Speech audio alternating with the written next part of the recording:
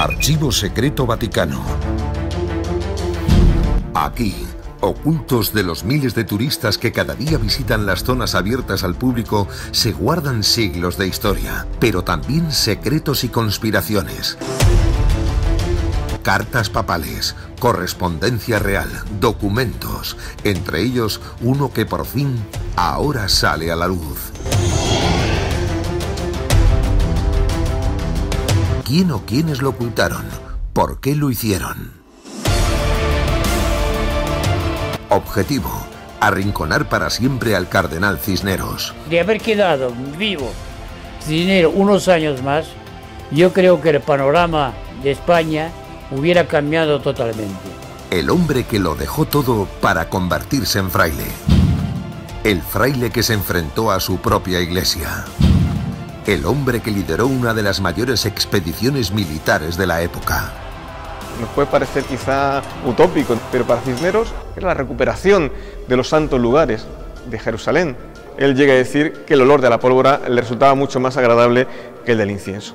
Inquisidor, confesor de la reina Isabel la Católica. La gran conspiración que se trama alrededor de Cisneros es qué pasa en Castilla a partir de la muerte de Isabel la Católica. Juana la Loca no está loca, pero entre su marido y luego su padre, pues la vuelven loca y la incapacitan. Detrás de todas estas maniobras está siempre Cisneros.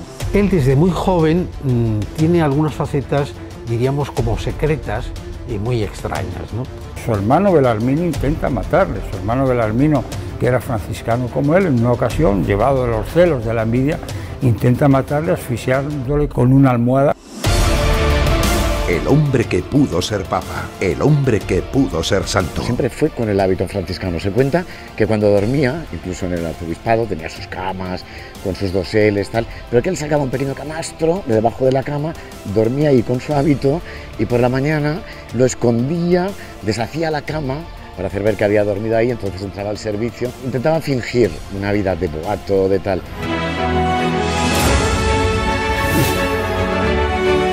Son muchos los que le sitúan incluso por encima del cardenal Richelieu en Francia. ¿Por qué entonces su leyenda negra? Nuevas investigaciones de expertos e investigadores revelan ahora lo que ocurrió.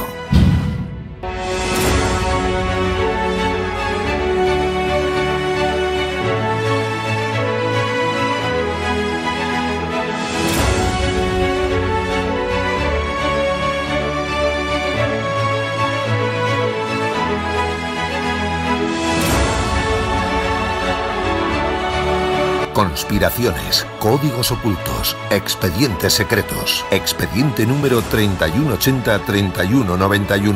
Expediente Cisneros.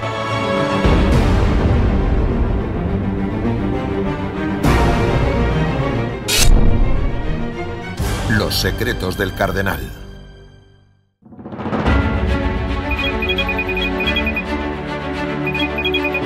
Estamos en el Vaticano, hasta aquí vienen cada año millones de turistas y millones de católicos que ponen su ojo especialmente allí, en aquel balcón donde habitualmente se suele asomar el Papa Francisco, o mejor dicho, su anterior nombre, Jorge Mario Bergoglio, porque muy poca gente sabe que en realidad ese era su nombre. Se lo cambió en homenaje a Francisco, a San Francisco de Asís. Es prácticamente lo mismo que hace 500 años hizo el cardenal Cisneros.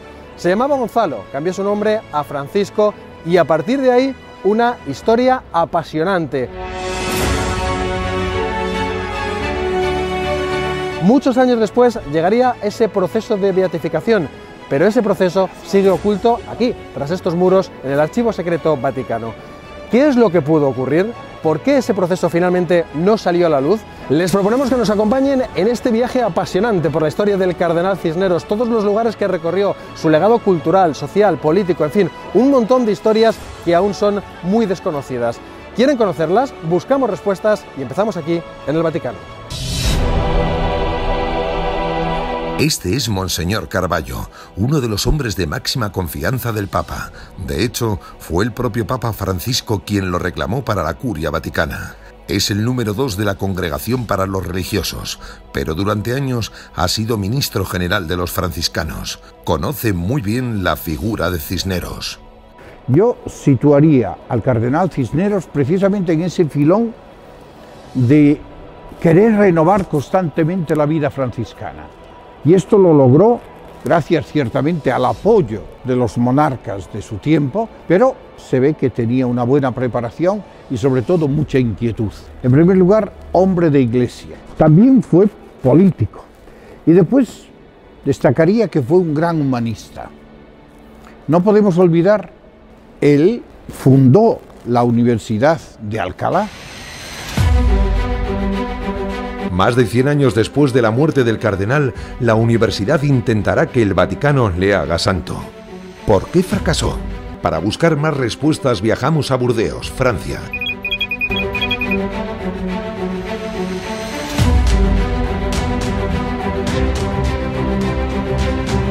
Aquí vive uno de los que mejor conocen la figura del cardenal.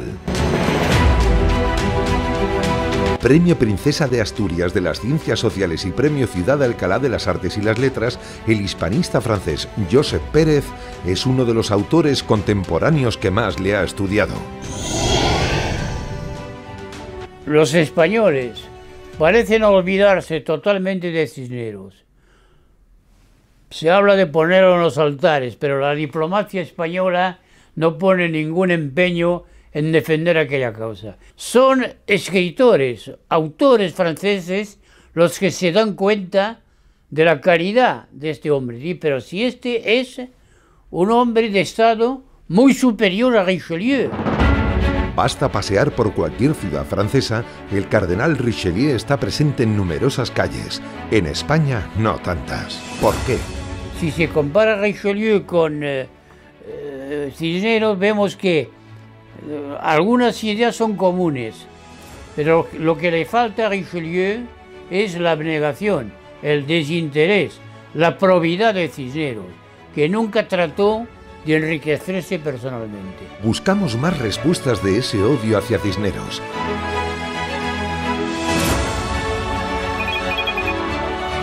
Estamos en Bruselas. Esta fue la patria de Carlos I de España y V de Alemania.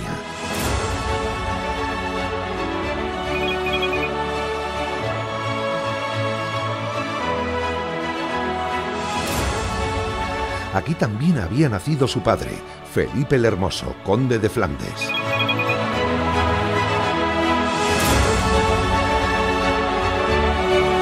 Aquí le vemos junto a Juana de Castilla, Juana la Loca. No es un cuadro tan conocido en nuestro país, pero colaboran con nosotros los Museos Reales de Bellas Artes de Bélgica. Obra del maestro Joseph Sequens, vemos a una Juana embarazada. Esa es la clave. Tuvieron 6 hijos. La política de matrimonios impuestos por los reyes católicos era clave para Europa. Querían imponerse a Francia, su enemigo. Por eso a Juana la casaron con Felipe. A partir de ahí comienza toda una lucha de poder, ya que Juana se había convertido en heredera del trono.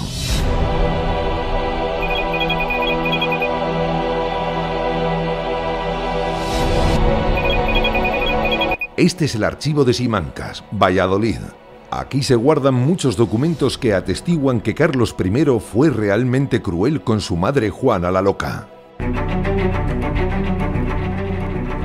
La gran conspiración que se trama alrededor de Cisneros es qué pasa en Castilla a partir de la muerte de Isabel la Católica. Juana la Loca no está loca, pero entre su marido y luego su padre, pues la vuelven loca y la incapacitan. Llegan a firmar entre los dos un acuerdo por el que incapacitan a Juana en un momento en el que Juana está intentando encontrarse con su padre, con Fernando el Católico, y que Fernando se niega a recibirla. Él firma con Felipe la incapacidad de su hija. Detrás de todas estas maniobras está siempre Cisneros. Quien mantiene esta teoría es David Botello, guionista y escritor. Entre sus éxitos, un libro arriesgado del que es coautor, Felipe el Hermoso, Anatomía de un crimen.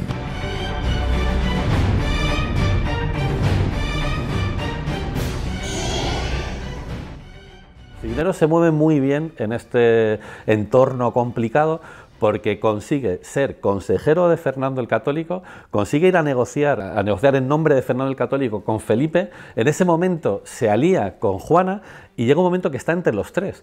La intención fundamental de Cisneros en ese momento es evitar una guerra civil, y eso lo hace estupendamente. Consigue que efectivamente los bandos de los tres reyes que hay en Castilla no lleguen a las armas. El que más ganas tenía de guerra, el que más ganas tenía de venir aquí a imponerse por la fuerza de las armas, era Felipe el Hermoso. El presunto autor intelectual de ese crimen podría ser Cisneros. Cisneros estaba en el sitio adecuado, en el momento adecuado, antes de que se cometiese ese crimen. Por supuesto, si es que fue asesinado Felipe el Hermoso, que esa es una teoría que yo comparto, y por supuesto, si Cisneros tenía ese poder que yo le atribuyo, que aparentemente tenía.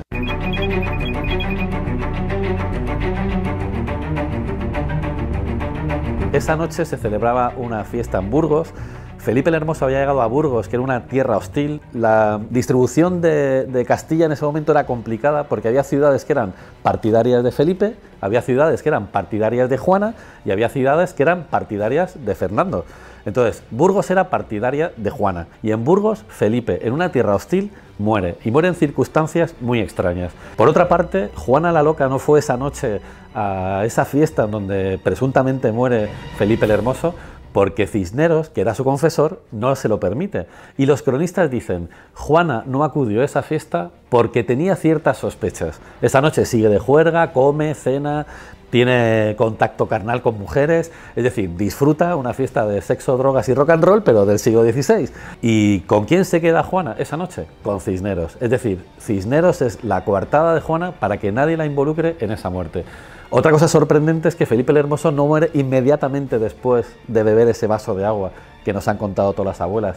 Hijo mío, no bebas agua, que te va a pasar lo que a Felipe el Hermoso. Bueno, pues no muere inmediatamente después, muere 3 días después. Y el que le servía ese vaso de agua era un personaje que en ese momento estaba muy interesado en ganarse la confianza de Cisneros. ¿De verdad fue tan malvado Cisneros o simplemente luchaba por mantener vivo el deseo de la reina Isabel tras su muerte? Misterios, intrigas de palacio. Lo cierto es que otros investigadores tampoco descartan que la muerte de Cisneros fuera casual.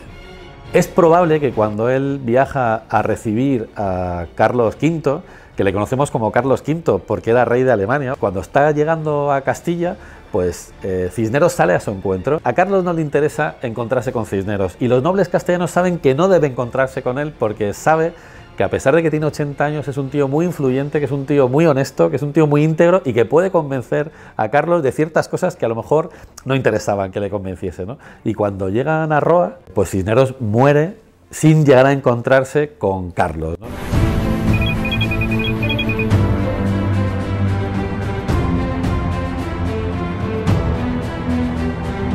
Esta muerte hay quien la atribuye a un crimen también, a un asesinato, a un envenenamiento. Hay varias teorías al respecto. Una de ellas simplemente dicen que murió porque ya estaba muy enfermo, otros porque comió una trucha en mal estado, pero también hay una teoría que dice que fue envenenado. Bueno, pues que ya le corría cierta urgencia a los flamencos el que Cisneros falleciera, que no se produjera nunca ese encuentro. Este es Vicente Sánchez Moltó, cronista oficial de Alcalá de Henares. Carlos nace fuera de España, de hecho no sabía nada de español cuando llega a España, no sabía castellano. Cuando se encuentra con su madre en Tordesillas, tiene que hablarla en francés porque no conoce la lengua. El desconocimiento era absoluto y total. Cisneros lo que pretendía era un poco ponerle, ¿no? que conociera bien el sitio en el que la corona que iba a ocupar. Quizás si se hubiera encontrado con Cisneros, se habría evitado posteriormente, en el año 1521, se habría evitado la revolución de los comuneros, la revolución de las comunidades de Castilla, ¿no? Pero las luchas de poder no cesan. Estamos en Alcalá de Henares. Nos situamos en su ayuntamiento para ver este impresionante cuadro. Propiedad del Museo del Prado, refleja una de las más famosas frases del cardenal. En cierta ocasión, pues los nobles se enfrentan a él, llega un momento en el que le dicen, bueno, vamos a ver, ¿cuáles son tus poderes? ¿No? Poniéndole en duda, ¿no? Y Cisneros abre los balcones y les muestra toda una milicia que él había formado. Llegó a formar hasta 30.000 personas, 30.000 hombres, una milicia con 30.000 hombres, y bueno, pues le dijo aquella famosa frase de, mostrándoles a la milicia, estos son mis poderes, ¿no? Es el riesgo de ser todopoderoso. Las conspiraciones no cesan. Su hermano Belarmino intenta matarle. Su hermano Belarmino, que era franciscano como él, en una ocasión, llevado de los celos, de la envidia, intenta matarle asfixiándole con una almohada cuando estaba en su lecho durmiendo Cisneros. Y al oído del ruido, la guardia de Cisneros acude, entra en el aposento y ven que el hermano estaba intentando asesinar al cardenal Cisneros. El cardenal Cisneros le perdona. Álvaro Gómez de Castro, su primer biógrafo, cuenta que en alguna ocasión vio a Belarmino circular meditabundo, cabizbajo, amargado, pero hasta en eso demuestra a Cisneros su generosidad. Con todo el poder que tenía, perdonó ese intento de asesinato de su hermano.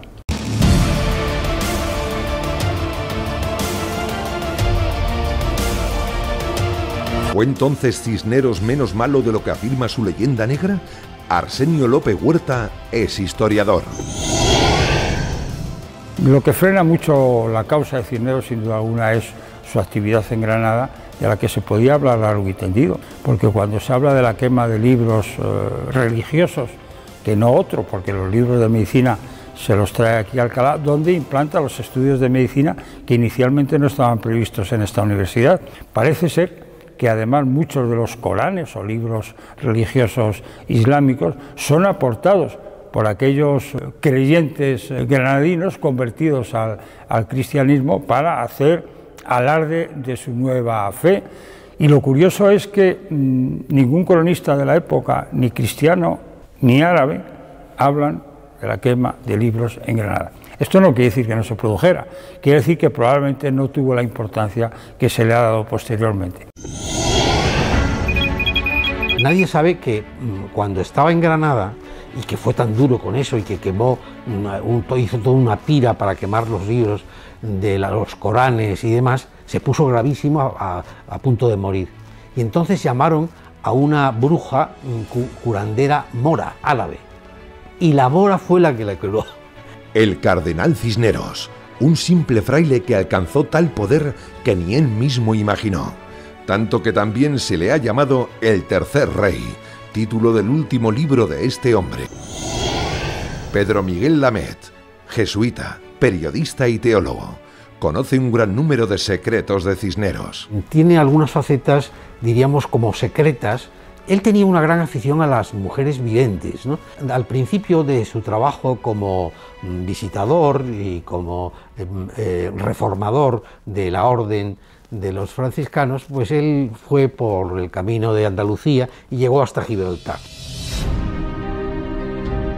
Una de las primeras videntes con las que se encuentra es en el campo de Gibraltar, yendo a Andalucía con el burrito, con Benitillo, con Francisco Ramírez, que es de algún modo el personaje que le acompaña, y delante del peñón de Gibraltar dijo: ¡ay, si yo pudiera morir mártir defendiendo la fe en África y demás! Y entonces al día siguiente va a visitar a una bruja, una vidente, que se llamaba la Cuerva porque vestía de negro. Pues la vidente le dice: mira, usted va a ser un personaje mucho más importante que todo eso, porque va a poder gobernar en España. Claro, eso es una de las, diríamos, premoniciones que tiene y que le cambia un poco la vida, ¿no? Tenía unas visiones muy extrañas, ¿no? Y en algunas cosas incluso las defiende delante de la Inquisición. Fíjate que es inquisidor general y no se le recuerda por ser el peor inquisidor general. Cuando hay Inquisición general en toda Europa, que parece que sea un invento de aquí, y no, es una idea también importada, ¿no? Quema Coranes, pero salva muchos libros que ya los destina a la universidad. Pero también hay que situarse en el contexto de la época, ¿no? Por la diferencia de culturas, diferencia de idiomas, diferencia también de diplomacias, ¿no? No existía seguramente ese contacto, ¿no? No teníamos una ONU, no teníamos, ¿no?, unos foros así más de diálogo internacionales. Entonces yo creo que articula el discurso de la época, que es el discurso de la conquista. La edad y la cultura y la educación le van volviendo cada vez más tolerante. Pere Ponce es actor. Ha trabajado en numerosas series, películas y obras de teatro. En su última obra da vida a un Cisneros muy particular, Para empaparse del personaje no solo ha leído libros y más libros del cardenal, le acompañamos en su visita a uno de los conventos que fundó Cisneros en Alcalá de Henares. De forma excepcional, las hermanas clarisas abren los numerosos cerrojos de su clausura. Permiten que durante unas horas pueda convivir con ellas para estudiar mejor el personaje. Buenos días. ¿Qué tal? ¿Cómo estamos? Aquí custodian valiosos objetos personales del cardenal, desde su testamento original a un báculo nazarí propiedad del último rey nazarí de Granada.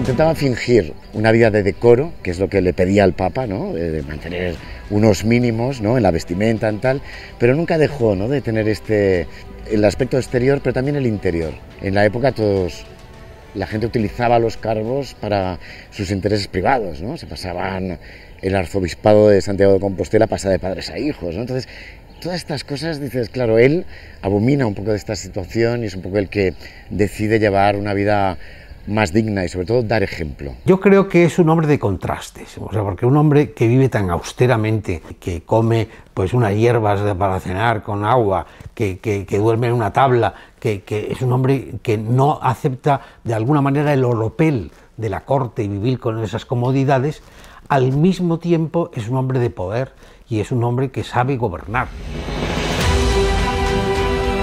Podría llevar una carrera eclesiástica normal, pero cuando cumple 50 años, no se sabe por qué, pero lo deja todo. Se retira a un convento en el ala más austera, la más espiritual, que es el ala de la observancia. Entonces, en ese camino de austeridad es un camino que adoptará durante toda su vida, que no le abandonará. Sí que es verdad que esto le debió gustar a la reina, le debió fascinar porque le nombra para algo mayor. La reina cree que entre los que no ambicionan los cargos es donde hay que buscar a los que lo merecen. ¿Por qué le llamó la reina para ser su confesor primero y el arzobispo de Toledo después? Probablemente por indicación del cardenal Mendoza, que tenía una gran influencia sobre la reina. Si usted nombra a un grande de España, todos los demás se van a enfadar. En cambio, con este hombre, que es un fraile, un hombre de gran probidad intelectual y de gran rigor, no tendrá ningún problema. Isabel la Católica se fijó en Cisneros y le eligió como confesor después de la toma de Granada. Bueno, pues lo primero que hizo Cisneros fue intentar escaquearse. Isabel la Católica tuvo que echar mano del cardenal Mendoza para que convenciese a Cisneros a aceptar el cargo de confesor real. El segundo gran momento de rechazo de un cargo público es cuando Isabel la Católica le nombra arzobispo de Toledo, que era uno de los cargos más importantes de la Iglesia de Castilla. En ese momento, Cisneros, por supuesto, se niega y entonces Isabel ya no recurre al tercer rey de España, sino que recurre directamente al Papa para que le mande una carta diciendo que tiene que aceptar el cargo de arzobispo de Toledo. Cisneros se pliega a su voto de obediencia al Papa y entonces la primera vez que aparece con todo el boato cardenalicio se ha cortado la parte baja de su traje y debajo se ve el hábito franciscano y las sandalias que le acompañaron toda su vida. Bueno, muy reticente, porque duerme en conventos cercanos, no está en palacio, va y viene, sigue pidiendo limosnas por los pueblos, ¿no? Montado en Benitillo, su burro, y entonces es una persona muy frugal, come pan, aceite, verduritas, no ambiciona nada más. Bueno, el confesor real no era solo confesor de la reina, sino también de sus hijos, entonces dentro de ese cargo, pues confesaba a Isabel, que era la hija mayor de los reyes católicos. Isabel llegó un momento que quería meterse a monja, y claro, eso fue un drama en la familia real, porque claro, ¿cómo vas a permitir que una hija princesa se te meta monja cuando lo que hacía falta era casarla con herederos de los tronos vecinos, pues para establecer alianzas estratégicas y dinásticas, ¿no? Y es cuando Isabel la Católica habla con Cisneros y le dice: a ver, Cisneros, ¿qué está pasando? Que se nos quiere meter a monja la niña, ¿no? Y Cisneros le dice algo así como: bueno, los designios de Dios son inescrutables, ¿no? Entonces Isabel le dice que, bueno, que es probable que en esos designios de Dios esté casar a Isabel con el rey de Portugal, que era Manuel. Por supuesto, Isabelita no se metió a monja porque acabó casándose con Manuel de Portugal. Nos situamos en Toledo, la gran ciudad del poder, de los arzobispos. Esta es la catedral.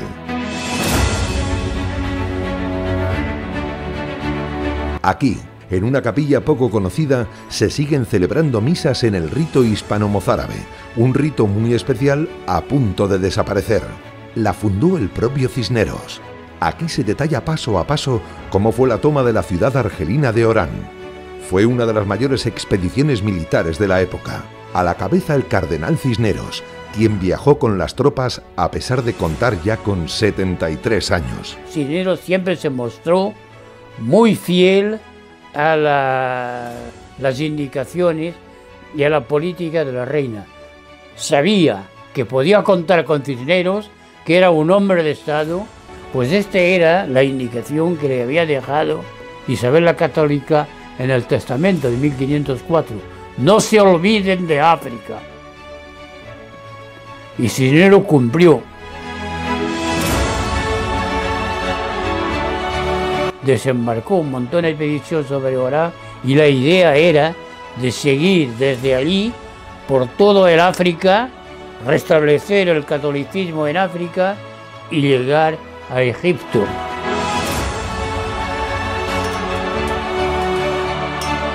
Nos puede parecer quizá utópico, pero para Cisneros es la recuperación de los santos lugares de Jerusalén. Él llega a decir que el olor de la pólvora le resultaba mucho más agradable que el del incienso. Recuperar el espíritu de las cruzadas, eso es lo que pretendía Cisneros.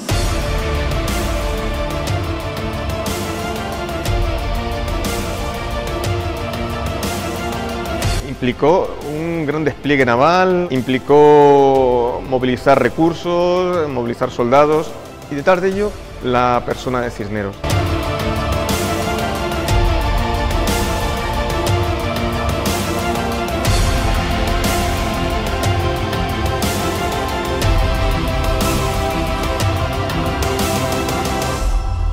Miguel Ángel Dionisio es historiador y teólogo. Cisneros hace representar a todos los arzobispos de Toledo anteriores a él, desde el primero, según la tradición, San Eugenio, y en último lugar se hace representar él. Como podemos observar, es una auténtica joya, una pequeña capilla sistina toledana. Pero incluso las pinturas guardan secretos y reflejan las luchas de poder. De un lado, Cisneros y Mendoza, su mentor. Del otro, mirando justo al lado contrario, Carrillo, su enemigo. Una muestra de esta oposición puede ser, no sé, quizá de modo anecdótico y curioso, que ambos arzobispos miran cada uno para un lado en la representación que Juan de Borgoña hizo de los antecesores del cardenal Cisneros. Secretos que pocos conocemos y en los que casi nunca se fijan los miles de turistas que pasan por aquí cada día. Lo mismo ocurre con este balcón semi-escondido. Situado en la parte superior de la catedral, desde aquí podía oír misa la reina y observar quién estaba presente. Aquella puerta que encontramos al fondo da acceso a esas dependencias y que están situadas sobre la bóveda de una de las naves laterales de la catedral. A solo unos metros de la catedral se encuentra el archivo diocesano. Aquí también se guardan numerosos documentos de los arzobispos de Toledo. Están custodiados con estrictas medidas de seguridad y a una temperatura constante.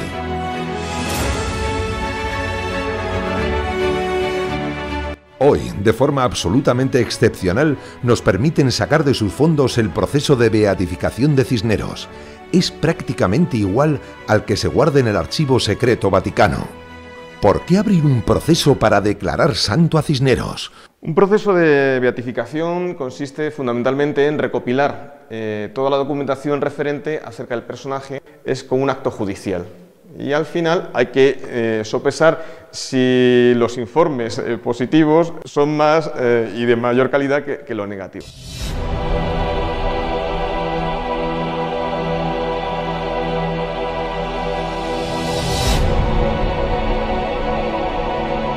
Los procesos se articulan en torno a interrogatorios y lo que se hace es que, en el caso de Cisneros, más de 100 años después, se sienta a personas a hablar sobre Cisneros, es decir, personas que no habían conocido al cardenal de una forma directa. Pues se me ocurre, por ejemplo, en Madrid testifican como testigos Lope de Vega, Quevedo, Gil González Dávila, es decir, personas cualificadas como hombres de letras, incluso historiadores, para hablar sobre Cisneros.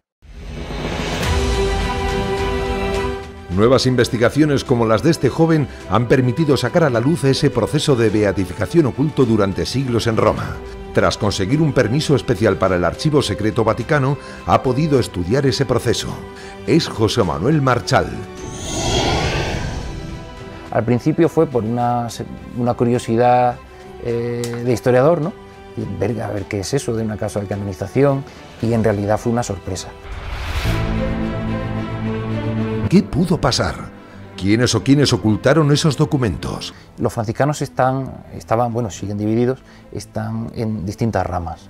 Los conventuales, que era una rama que tenía presencia en España en el siglo XV, pero que es precisamente Cisneros el que los reforma, y con el tiempo prácticamente son expulsados de lo que es la Castilla. En España lo que se generaliza es la observancia, y eso pesa mucho.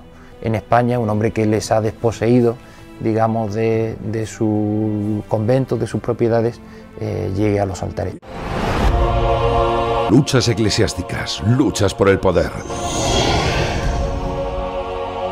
Al llegar Carlos V a España, lo primero que hace es despejar el terreno, arrinconar a todos los que han sido secretarios, fieles, compañeros, colaboradores de Cisneros. Nada de esto. Incluso se los considera algunos de ellos como heterodoxos, es decir, como peligrosos. El secretario particular de Cisneros, durante unos años lo meten en la cárcel, lo someten a una humillación tremenda, Juan de Vergara, por ser discípulo secretario de Cisneros. Los investigadores parecen coincidir. De no haber llegado la Casa de Austria al reino, la relevancia histórica de Cisneros sería mayor. Además, una fecha le marcará: 1492. Los reyes católicos conquistan Granada, se expulsa a los judíos y se obliga a los musulmanes a convertirse al cristianismo. ¿De verdad fue tan cruel el cardenal? Una forma de hacer política de la reina Isabel era a través de la indumentaria. Cuando llega a Granada, manda a los sastres reales que el rey, la reina y las infantas vayan vestidos al estilo morisco, para dar ver a la población de Granada que no vienen a imponer algo tan importante como es la vestimenta, porque la vestimenta es nuestra segunda piel. Despojarse de esa forma de vestir sería como despojarles la piel.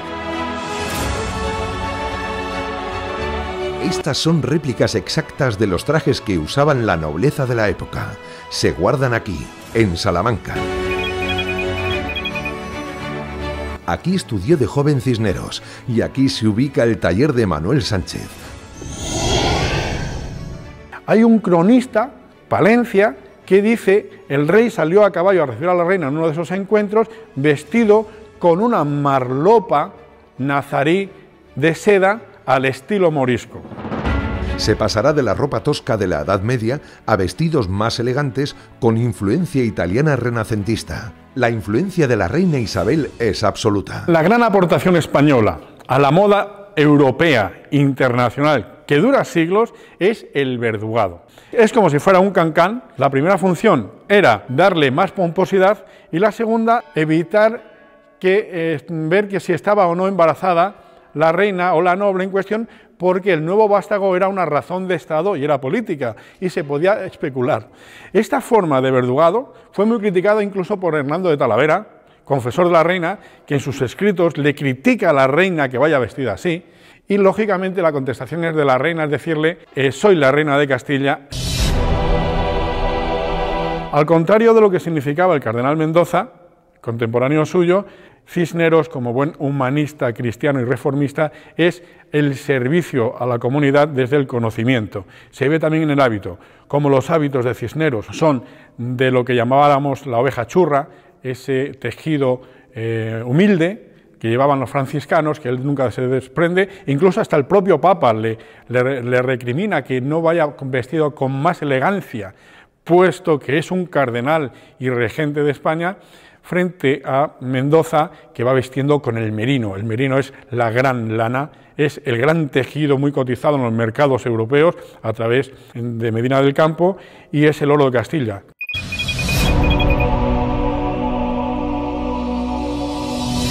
Tanto es así que estaba prohibido sacar una oveja merina sin decreto real, so pena de muerte, porque era un paño y un vellón, y sigue siendo el mejor vellón de lana. Mendoza y Cisneros. Fue precisamente el cardenal Mendoza quien acogería en Sigüenza a un Cisneros que acaba de salir de prisión. Le habían encarcelado por otra lucha de poder.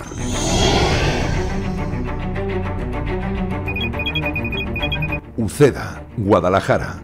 Al intentar tomar posesión de su archiprestazgo, se encuentra con la oposición del arzobispo Carrillo de Acuña. Este ya tenía reservado el puesto para un familiar suyo. No dudó en quitárselo de en medio. Ordenó su prisión, primero en Uceda, y posteriormente estaría preso aquí, en Santorcaz.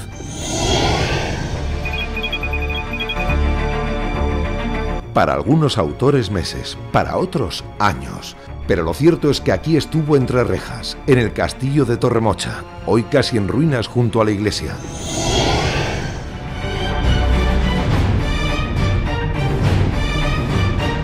De la cárcel lo sacó el cardenal Mendoza y le trajo a la ciudad de Sigüenza, donde estamos en su plaza mayor.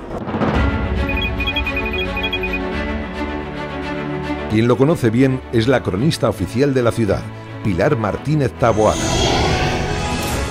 Catedral de Sigüenza. Aquí Cisneros ocuparía los cargos de capellán mayor y vicario general de la diócesis en 1480. Ser provisor en ese momento de cardenal Mendoza era dirigir la ciudad, porque Mendoza era señor de la ciudad, junto con el cabildo. Entonces aquí en esta ciudad Cisneros va a aprender a dirigir un lugar, a dirigir luego, dirigirá un país. Tras esta puerta del siglo XVII se esconde la original puerta de la cadena. Se llama así porque aquí se impartía justicia. Había días que tenía que sentarse allí, detrás de una cadena, para estar dirigiendo los juicios. Como eran los obispos los señores de la ciudad, sus representantes, que es el provisor, pues tenía que estar presente en los juicios. Claro, la justicia es completamente diferente. En este momento el señor de la ciudad era de alguna manera quien impartía justicia. Esta es la imagen más famosa de Sigüenza, la tumba del joven doncel que murió en la conquista de Granada. Nuevos estudios revelan que incluso él pudo llegar a conocer a Cisneros. Yo estoy segura que se conocieron, porque realmente hay que pensar que Cisneros es el provisor de Mendoza y la familia de Martín Vázquez de Arce, su padre, es el secretario de la hermana de Mendoza, del duque del Infantado.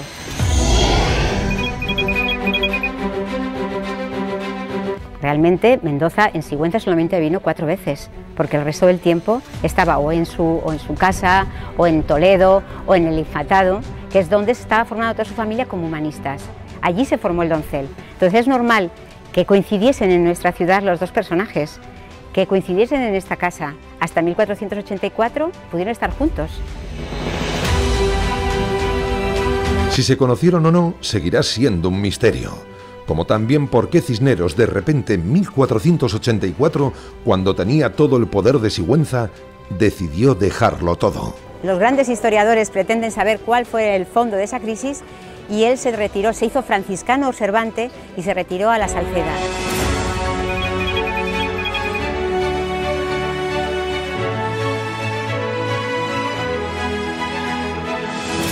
La Salceda era uno de esos monasterios que estaban en un lugar retirado. Era un monte con una serie de lugares de oración donde se retiraba cada uno de sus monjes. En la actualidad de la Salceda no quedan más que unas ruinas.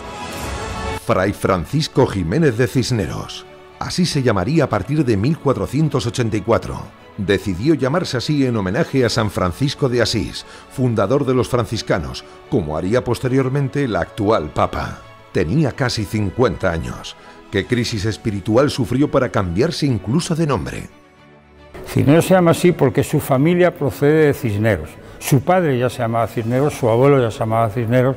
Cisneros es un pueblecito de la provincia de Palencia, donde está el origen de la familia Cisneros.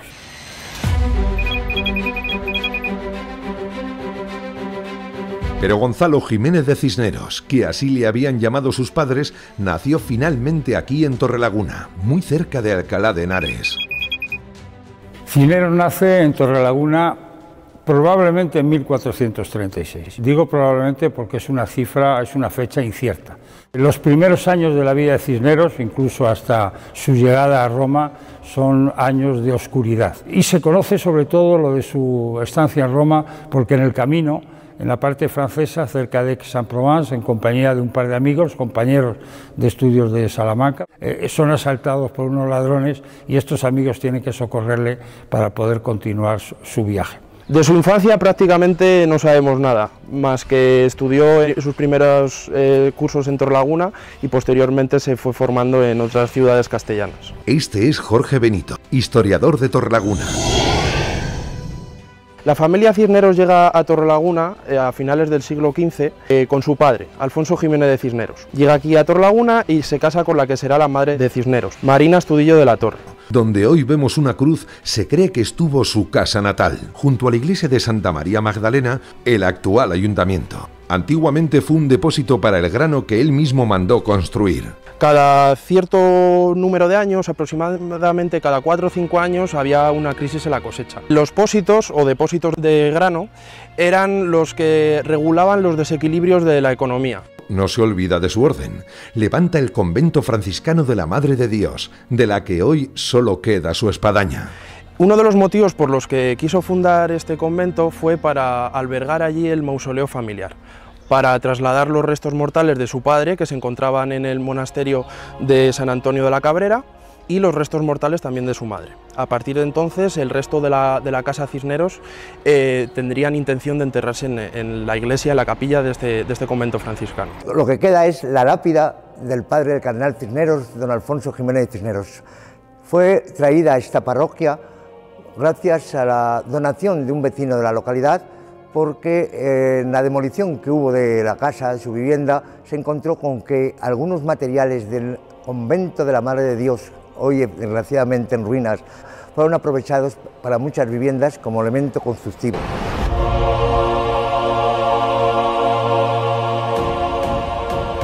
Cisneros siempre estuvo muy ligado a su villa de Torrelaguna. Siempre le preocupó que tuviera la magnificencia y sobre todo la dignidad, no solo en la cuestión civil, sino sobre todo en lo religioso. Él aprovecha la ocasión para terminar las obras de la iglesia con una portada principal dedicada a San Ildefonso. En ella, dividida en 3 puertas, en la central y principal, aparece la escena de la Virgen María imponiéndole la casulla a San Ildefonso, patrón del arzobispado de Toledo. Si hacemos un paralelismo iconográfico, sí que podríamos ver la imagen de Isabel la Católica imponiéndole la casulla de arzobispo a Cisneros, ya que fue la principal mediadora para conseguir ese título. La reina no dudó en que el cardenal no fuera solo su confesor. Poco a poco también la guiará en la política del reino. Tras el descubrimiento de América, será precisamente el cardenal una de las figuras claves para la evangelización y la conversión al cristianismo de muchos americanos. Todavía hoy, en México, se conocen los franciscanos como los primeros evangelizadores.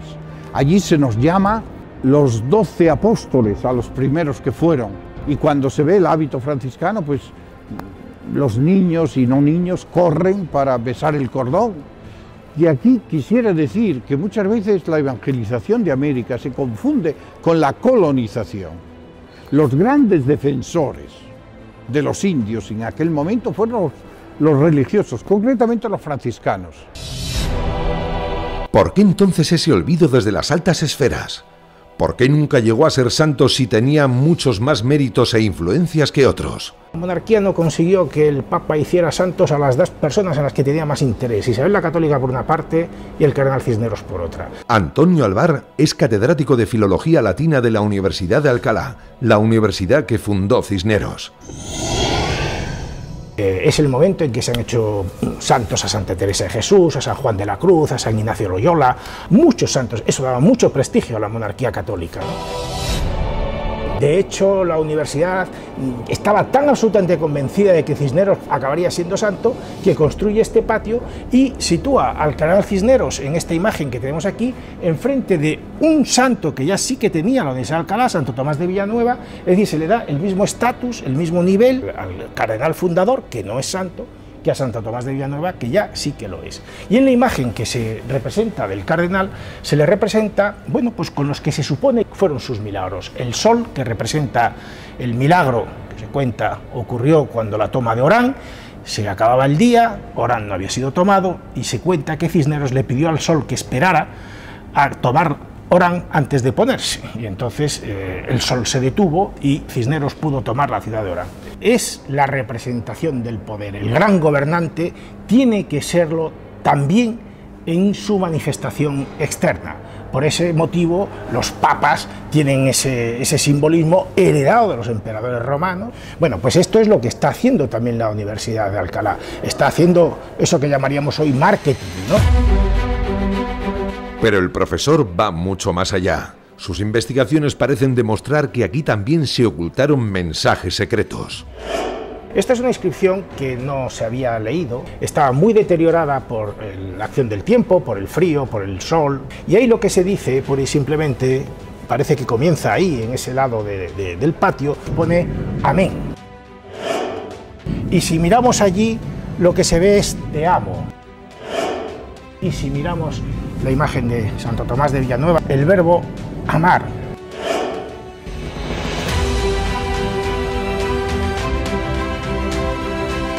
Esto es curioso cómo se conjuga aquí un texto que está escrito en latín con unas palabras colocadas expresamente en unos lugares muy significativos. Habida cuenta que son 3, no es casual.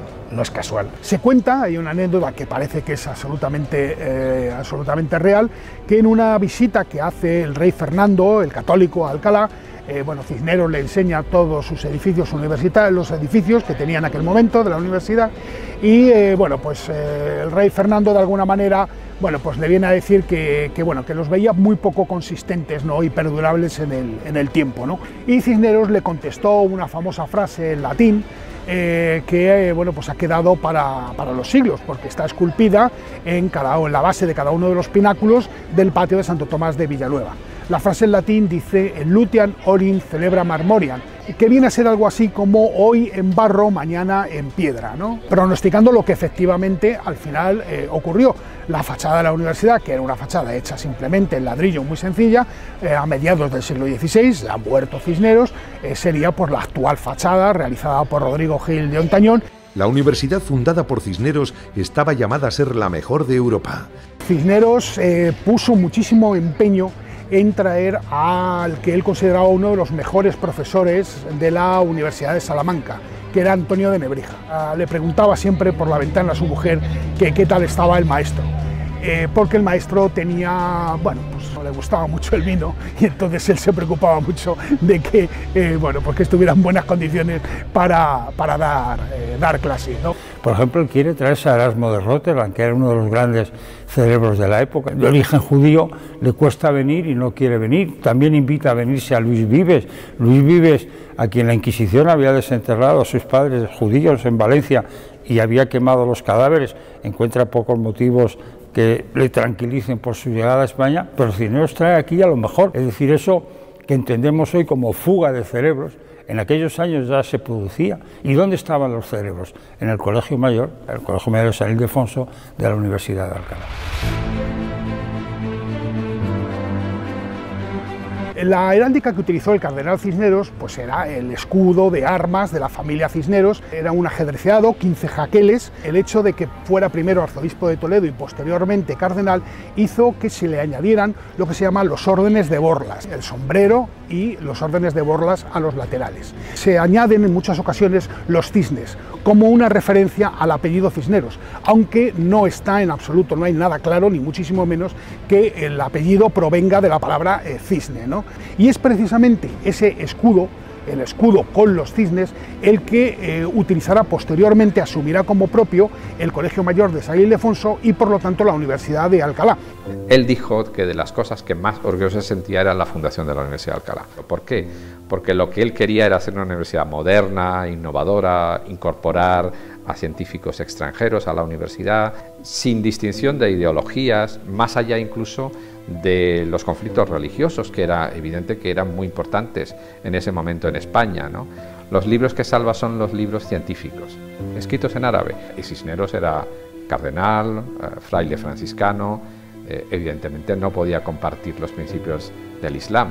Sin embargo, no tiene ningún problema en respetar la ciencia que otra civilización, otra cultura había hecho. Esta fue otra de sus obras cumbre, la Biblia Políglota Complutense, una Biblia en griego, latín, hebreo y arameo.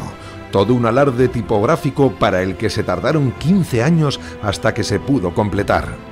El cardenal no dudó en comprar muchos manuscritos e invitó a los mejores teólogos de la época sin importarle, paradójicamente, si su origen era judío o musulmán. Cisneros ciertamente tiene mucho que ver con la expulsión de los musulmanes de España, pero al mismo tiempo él los vuelve a llamar para poder traducir la Sagrada Escritura, la Biblia, en las lenguas orientales.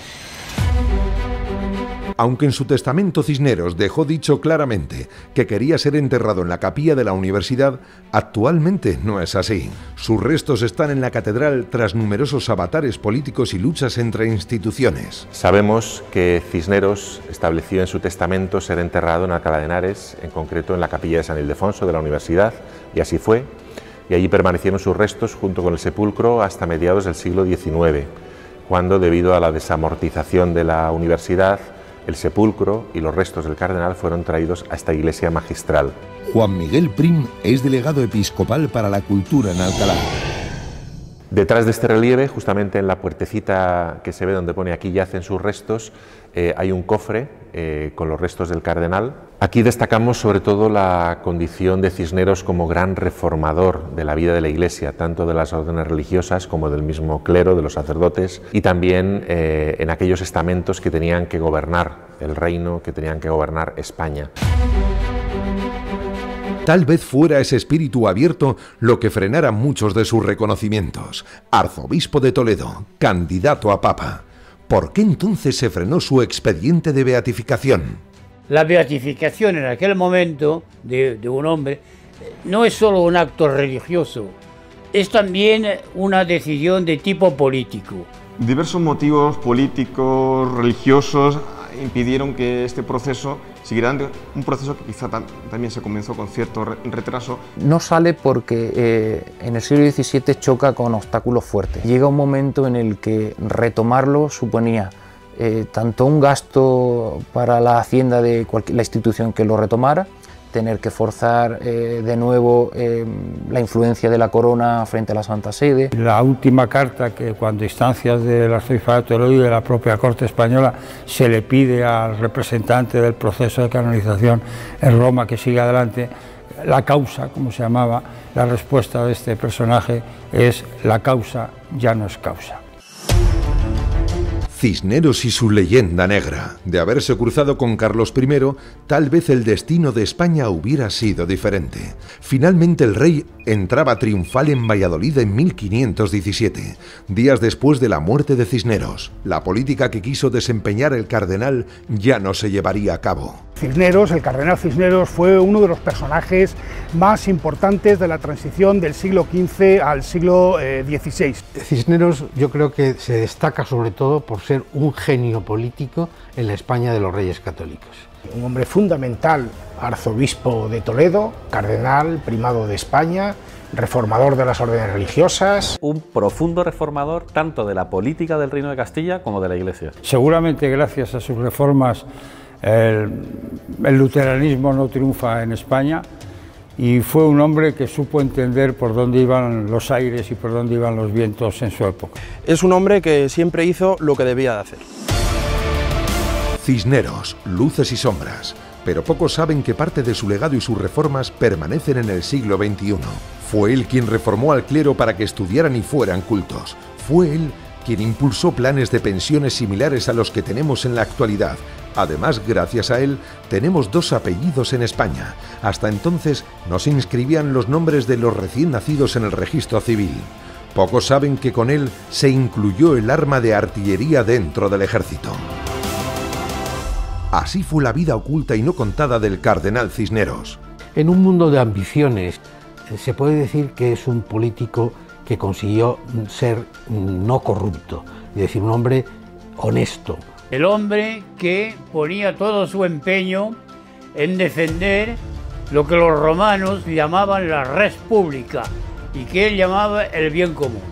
Cisneros dice una frase que me parece brutal. Dice, el reino no es del rey, sino de la comunidad. Inquisidor y hombre de mente abierta al mismo tiempo. Hombre todopoderoso, pero también fraile sencillo. Contradicciones todas ellas que quién sabe si pudieron conllevar que nunca le hicieran santo.